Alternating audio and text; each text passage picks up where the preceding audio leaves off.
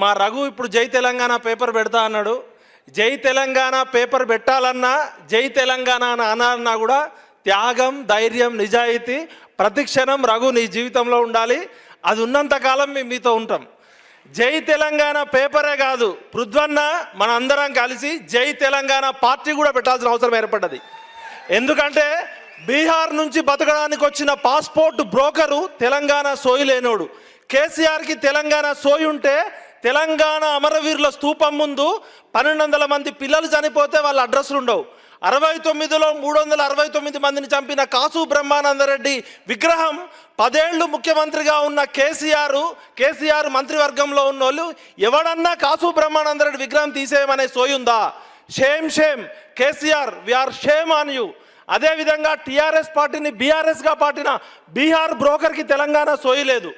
కేసీఆర్ చేసిన తప్పుల నుంచి వచ్చిన ఒక చంద్రబాబు బూట్లు నాకే చెంచా, ఆంధ్రోళ్ళ కమ్మోళ్ళ చెంచా రేవంత్ రెడ్డి, నీకు కూడా తెలంగాణ సోయి లేదు. ఎందుకంటే కేసీఆర్ చేసిన తప్పుల్లోంచి వచ్చిన నువ్వు 369 మంది విద్యార్థులు చంపిన అసెంబ్లీ ముందున్న శిలాఫలకం మీద కనీసం మన తెలంగాణ సమాజంలో నాతో సహా ఇక్కడున్న అందరికీ ఒకటి చెప్తున్నా, నిజంగా మనకి రేషం పౌరుషం, ముచ్చర్ల సత్యనారాయణ పౌరుషం ఉంటే రేపు పొద్దున అమరవీరుల స్తూపం మీద శిలాఫలకం వేయాలి. 369 మంది చచ్చిపోతే వచ్చింది.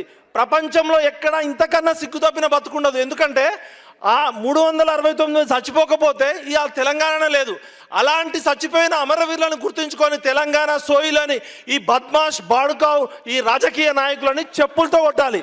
ఎందుకంటే ఈ ప్రపంచంలోనే అత్యంత త్యాగం ప్రాణత్యాగం. అలాంటి ప్రాణత్యాగం చేసిన ఈ తెలంగాణ నేల తల్లి మట్టి బిడ్డ ముచ్చెర్ల సత్యన్నకి నిజమైన నివాళి ఎప్పుడంటే జై తెలంగాణ పార్టీ రావాలి. పృథ్వన్న ఆధ్వర్యంలో నిజాయితీ నికార్సైన వాళ్ళందరూ అసెంబ్లీకి పార్లమెంటుకు పోవాలి. అదే ముచ్చెర్ల సత్యనారాయణ గారికి ఇచ్చే నిజమైన నివాళి. జై తెలంగాణ, జై ముచ్చెర్ల సత్యనారాయణ.